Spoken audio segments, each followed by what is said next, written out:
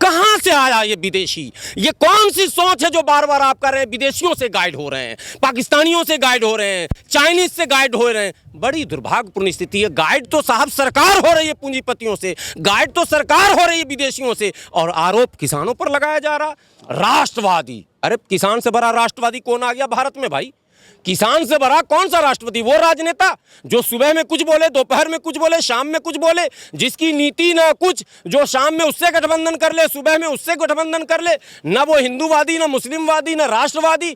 और उस नेता को का जो है राष्ट्रवादिता चेहरा है, और जो किसान का किसी से गठबंधन नहीं, उसका सीधा धरती से गठबंधन है। और चाइना के लोग अगर आ गए, बाप रे बाप, ये तो बहुत बड़ा जुल्म है कि वो लोग आ कैसे गए। आपकी सरकार कर क्या रही है? तो पूरा रक्षा मंत्रालय, गृह मंत्रालय सब कटघरे में, और पीएमओ भी कटघरे में। तो मेरी मांग है सरकार से कि केंद्रीय खाद्य आपूर्ति राज्य मंत्री राव साहब दानवे को तत्काल मंत्रिमंडल से निकाला जाए, लोकसभा की सदस्यता से बर्खास्त किया जाए, और उन पर देशद्रोही का मुकदमा चलाया जाए, क्योंकि ये देश के खिलाफ उन्होंने बात बोल दिया। 10 किसान शहीद हो गए, कल भी एक शहादत हुई है। किसान पागल है, अपने बच्चों को छोड़कर, अपने बीवी बच्चों को छोड़कर, अपने कारोबार और फसल का समय है, फसल को छोड़कर यहाँ खुले आसमान में इस सर्दी में बैठे हैं। ये बात कितना कॉमन है। एक बच्चा, छोटा सा बच्चा 2 और 2 4 समझ सकता है, लेकिन ये सरकार 2 और 2 5 समझाने में लगी हुई है, और भक्तजन समझ भी रहे हैं और ये बयान भी दे रहे हैं। लिया ना, गंगा जल का नाम लिया था, पवित्रता। मैं तो मोदी जी से हाथ जोड़कर विनती करता हूं कि आप एक बार गंगा जल ग्रहण कर लें, हृदय को पवित्र कर लें, और फिर किसान के सामने बैठ जाएं। और यकीन जानिए, अगर हृदय को पवित्र कर कर बैठेंगे, समस्या का समाधान 5 मिनट में होना। लेकिन आपने ठान लिया है कि नहीं, मुझे तो उद्योगपतियों को लाभ देना है, मुझे अडानी अंबानी को लाभ पहुंचाना। इस देश को अप्रत्यक्ष रूप से अडानी और अंबानी के हवाले करने का ये कानून है साहब। अप्रत्यक्ष रूप से पूंजीपतियों के हाथ में पूरे देश का बागडोर सौंपने का ये कानून है साहब। इसलिए देखिए, बहुत दुर्भाग्यपूर्ण स्थिति है कि दोहरा चरित्र जब सरकार का सामने आता है तो जनता को लगता है कि हमने किस सरकार को चुन लिया। पिछले दिनों जब गृह मंत्री जी ने भारत बंद के बाद किसानों को वार्ता के लिए बुलाया, तो एक उम्मीद की किरण जगी थी। लग रहा था कि सरकार शायद सकारात्मक वार्ता करेगी और समाधान करेगी। सर्दी का मौसम है, किसान, बूढ़े, जवान, औरतें, बच्चे सब आए हुए हैं, और ये किसान है साहब। अगर छात्रों का आंदोलन होता और आप अगर इस तरह का आरोप लगाते, तो यूनिवर्सिटियों में, विश्वविद्यालय में तो कई देश के छात्र होते हैं, तो आपके आरोप में थोड़ा सा दम 2-4% दिख जाता। लेकिन किसान, शुद्ध भारतीय अगर कोई है तो वो किसान है, धरती पुत्र कोई है तो वो किसान है, और भारत माँ का असली संतान कोई है तो वो किसान है। अगर किसानों को केंद्रीय मंत्री के द्वारा, केंद्रीय खाद्य आपूर्ति राज्य मंत्री है, पहले समझिए, जिसका कहीं ना कहीं संबंध किसान से है, यानी कि किसानों के जो उपज होते हैं उसका संबंध है खाद्य आपूर्ति मंत्रालय से भी। तो खाद्य आपूर्ति राज्य मंत्री हैं राव साहब दानवे। आप समझिए कि वो कह क्या रहे हैं। स्वयं अपनी सरकार को कटघरे में उन्होंने खड़ा किया, और सरकार में बैठे लोग भी नहीं समझ रहे हैं, भक्त भी नहीं समझ रहे हैं। वो कह रहे हैं कि ये जो आंदोलन हो रहा है, इसमें चीन और पाकिस्तान का हाथ है या वहां के लोग हैं। प्रश्न नंबर 1, क्या चीन और पाकिस्तान इतना मजबूत है कि आपके तमाम आंतरिक मामलों में, घरेलू मामलों में सीधा उसका हस्तक्षेप होगा और आप कुछ नहीं कर सकते? प्रश्न नंबर 2, अगर चीन और पाकिस्तान के लोग हैं तो वो कौन है? क्या उनके इंटेलिजेंस है? क्या भारतीय खुफिया विभाग, भारतीय इंटेलिजेंस एजेंसी इतनी कमजोर है? स्वयं आप कटघरे में खड़ा कर, सरकार में बैठकर, मंत्री होकर आप ये कह रहे हैं, तो कह क्या रहे हैं? आपने कभी सोचा कि आपने क्या कहा किसान के बारे में? आपने कहा अगर चाइना का एंट्री है तो क्या है, कौन है? चाइना की फौज है कि चाइना की इंटेलिजेंस है, चाइना की सरकार है, या चाइना के लोग हैं? अगर सरकार है तो भी परेशानी की बात, इंटेलिजेंस है तो भारतीय खुफिया एजेंसियों पर प्रश्न चिन्ह खड़ा हो जाएगा, और चाइना के लोग अगर आ गए, बाप रे बाप, ये तो बहुत बड़ा जुल्म है कि वो लोग आ कैसे गए। आपकी सरकार कर क्या रही है? तो पूरा रक्षा मंत्रालय, गृह मंत्रालय सब कटघरे में, और पीएमओ भी कटघरे में।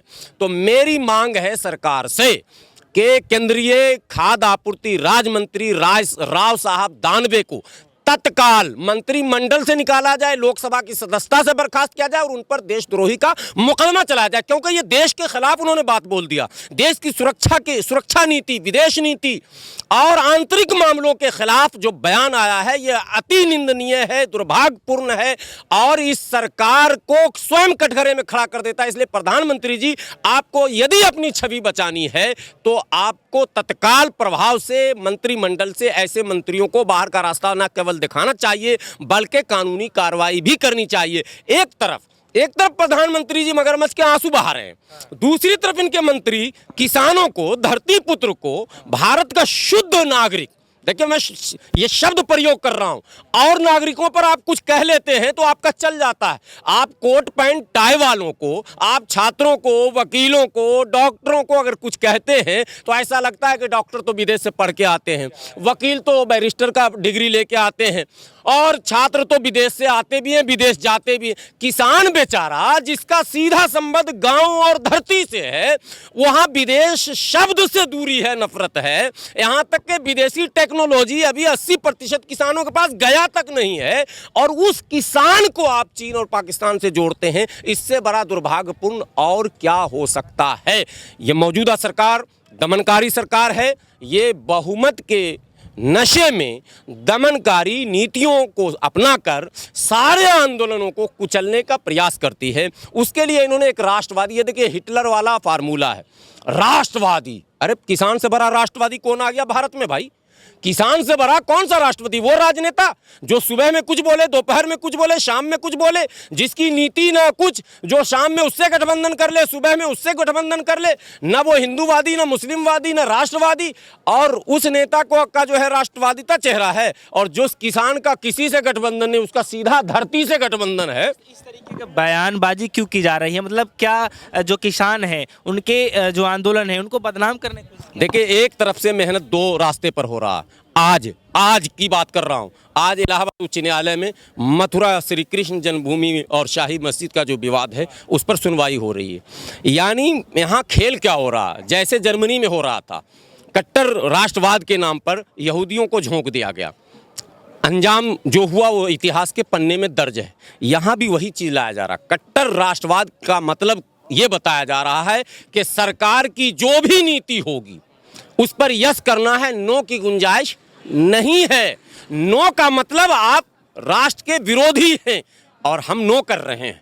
हम सरकार की गलत नीतियों का विरोध कर रहे हैं जो कि लोकतांत्रिक प्रणाली है। और एक परिपक्व लोकतंत्र, एक सुंदर लोकतंत्र की पहचान ये है कि सरकार की गलत नीतियों पर विपक्ष जो है टोका टोकी करे, आवाज उठाए, और जब विपक्ष खामोश हो जाए तो जनता आवाज उठाए। आज जनता आई है सड़क पर, कोई नेता नहीं है इसमें। नेताओं की भूमिका आपने देख ली, आपने केजरीवाल जी की भी भूमिका देख ली। जब किसान आंदोलन पूरा भारत बनता तो उन्होंने अपने आप को हाउस अरेस्ट करके पूरी मीडिया को अपनी तरफ खींच लिया। तो राजनीति तो है मिश्रण, लेकिन किसान में कुछ मिश्रण नहीं है साहब, शुद्ध है, शुद्ध भारतीय, शुद्ध धरती पुत्र है। इस तरह के आरोप लगाने वाले की मानसिकता को भली भांति समझा जा सकता है और देश के लोगों को समझना चाहिए। देश की उन युवाओं से, उन बुद्धिजीवियों से, उन तमाम लोगों से जो देश को दिशा और दशा देने की स्थिति में हैं, उन समाज सेवियों से मैं विनती पूर्वक ये निवेदन करता हूं कि आप गलत दिशा में न जाएं। ये आपके भाई हैं, आपके बाप हैं, आपके ताऊ हैं, आपके दादा हैं, आपके बेटे हैं। किसान एक ऐसा शब्द है जिससे कोई ऐसा व्यक्ति नहीं होगा जिसका संबंध उससे नहीं होता होगा। कोई छोटा किसान होगा, कृषक, सीमांत कृषक होगा, कोई मझौला किसान होगा, कोई बड़ा किसान होगा, लेकिन किसान सब है। और ये समस्या किसान की है तो देश की है, मिट्टी की है, धरती की है, भूमि की है। और भूमि पुत्रों के साथ अगर आप बगावती तेवर अपनाते हैं, आप दमनकारी नीति अपनाते हैं, जो कि कल की सूचनाएं आ रही हैं, वार्ता विफल होने के बाद एक अंदर की बात मैं बता रहा हूं, ये चर्चाएं सरकार में चल रही हैं। जो सीए एनआरसी में प्रोटेस्ट हो रहा था तो सुप्रीम कोर्ट जो लोग गए थे तो सुप्रीम कोर्ट ने एक आदेश दिया था कि आप किसी भी मुद्दे पर यातायात को बाधित नहीं कर सकते हैं, यानी अवरोध सड़क पर खड़ा नहीं कर सकते हैं। उस आदेश का हवाला देकर सरकार इस सड़क को खाली कराने का प्रयास कर रही है। इसका मतलब इसका मतलब स्पष्ट है कि बल का प्रयोग करना चाह रही है। मैं हाथ जोड़कर विनती करता हूं सरकार से, सरकार वार्ता के रास्ते को अपनाए। आपको खुले मन से, खुले दिल से किसानों से वार्ता करनी चाहिए। किसानों की जो वास्तविक समस्याएं हैं, किसान का एक भी मांग ऐसा नहीं है जिससे सरकार को ठुकराना चाहिए। किसान अपने घर के लिए नहीं मांग रहा, किसान मोहल्ले और दो किसी कंपनी के लिए नहीं मांग रहा। किसान मांग क्या रहा है? एमएसपी मांग रहा। आप कह भी रहे हैं कि हम दे रहे हैं, लेकिन आप लिखत नहीं दे रहे हैं, तो आपकी नीयत पर शक किया जा रहा है। और शक वाजिब है, जेनून है, शक गलत नहीं है। लिख के दीजिए ना, इतनी सी तो बात है। सरकार बार बार कह रही कि एमएसपी पे छेड़छाड़ नहीं हुआ रहे, तो लिख के दे दीजिए ना साहब। इतनी सी छोटी मांग को आप नहीं मांग सकते? जो चीजें कही जा रही हैं किसान की तरफ से, जो जो मांग आपके सामने रखा गया, आप बताइए ना कौन सा मांग है जो पाकिस्तान और चीन के हित में दिख रहा? सब तो भारत के हित में है, और आप घुमाकर इसको डिरेल करना चाहते हैं। सरासर गलत है, सरासर अति निंदनीय है, दुर्भाग्यपूर्ण है। सरकार को गंभीर होना चाहिए। किसानों की मांग को खुले दिल से, बार बार मोदी जी बनारस में भाषण कर रहे हैं, गंगा जल का नाम उन्होंने लिया ना, गंगा जल का नाम लिया था, पवित्रता। मैं तो मोदी जी से हाथ जोड़कर विनती करता हूं कि आप एक बार गंगा जल ग्रहण कर लें, हृदय को पवित्र कर लें, और फिर किसान के सामने बैठ जाएं। और यकीन जानिए, अगर हृदय को पवित्र कर कर बैठेंगे, समस्या का समाधान 5 मिनट में होना। लेकिन आपने ठान लिया है कि नहीं, मुझे तो उद्योगपतियों को लाभ देना है, मुझे अडानी अंबानी को लाभ पहुंचाना। इस देश को अप्रत्यक्ष रूप से अडानी और अंबानी के हवाले करने का ये कानून है साहब। अप्रत्यक्ष रूप से पूंजीपतियों के हाथ में इस पूरे देश का बागडोर सौंपने का ये कानून है साहब। इसलिए विरोध नहीं हो रहा। किसान पागल हैं। इस सर्दी में 60-60 साल के लोग, 70 चार किसान शहीद हो गए, 10 किसान शहीद हो गए, कल भी एक शहादत हुई है। किसान पागल है। अपने बच्चों को छोड़कर, अपने बीवी बच्चों को छोड़कर, अपने कारोबार, फसल का समय है, फसल को छोड़कर यहाँ खुले आसमान में इस सर्दी में बैठे हैं। ये बात कितना कॉमन है। एक बच्चा, छोटा सा बच्चा 2 और 2 4 समझ सकता है, लेकिन ये सरकार 2 और 2 5 समझाने में लगी हुई है। और भक्तजन समझ भी रहे हैं और ये बयान भी दे रहे हैं। आज मैं कल की बताता हूँ, एक डिबेट चल रहा था, पुष्पेंद्र कुलश्रेष्ठ, उन्होंने कहा अपने डिबेट में कि किसान विदेश के लोगों से गाइड हो रहे हैं। कितना दुर्भाग्यपूर्ण है साहब। कहां से आया ये विदेशी? ये कौन सी सोच है जो बार बार आप कर रहे हैं? विदेशियों से गाइड हो रहे हैं, पाकिस्तानियों से गाइड हो रहे हैं, चाइनीज से गाइड हो रहे हैं। बड़ी दुर्भाग्यपूर्ण स्थिति है। गाइड तो साहब सरकार हो रही है पूंजीपतियों से, गाइड तो सरकार हो रही है विदेशियों से, और आरोप किसानों पर लगाया जा रहा, बिल्कुल गलत है। इसलिए सरकार को स्वदेशी हृदय बनाकर और धार्मिक हृदय, अगर आप धार्मिक प्रवृत्ति के हैं तो धार्मिक हृदय बनाकर स्वच्छ होकर आप बात कीजिए। एक आखिरी सवाल है मेरा कि पीएम मोदी जी कह रहे थे कि ये जो बिल लाया गया है गंगा मैया की भलीभांति स्वच्छ है, तो जब ये बिल इतना स्वच्छ वो मान ही रहे हैं, तो फिर उसमें संशोधन करके फिर उसका क्यों अपमान? नहीं, बिल तो स्वच्छ है, उनके लिए ना स्वच्छ है, किसान के लिए नहीं ना है। अब बात ये समझिए, उन्होंने जो बातें कही, देखिए बड़ा टेक्निकल शब्दों का प्रयोग करते हैं वो। गंगा जल के मानिंद बिल जो है स्वच्छ है, वो उनके लिए है। किसान कह रहे हैं मेरे लिए तो मौत का फरमान है, ये मेरे लिए तो मेरे भविष्य पर बिल्कुल एक तरह से संकट लाने वाला ये बिल है। इसलिए आप किसानों की बात सुने और किसानों से पूछें कि आपके लिए ये बिल कहाँ कहाँ जो है आपके जीवन में रोड़े अटका रहा। हम तमाम रोड़ों को हटाना चाहते हैं। आइए ना, इतना सरल वार्ता को इतना जटिल क्यों कर रहे हैं?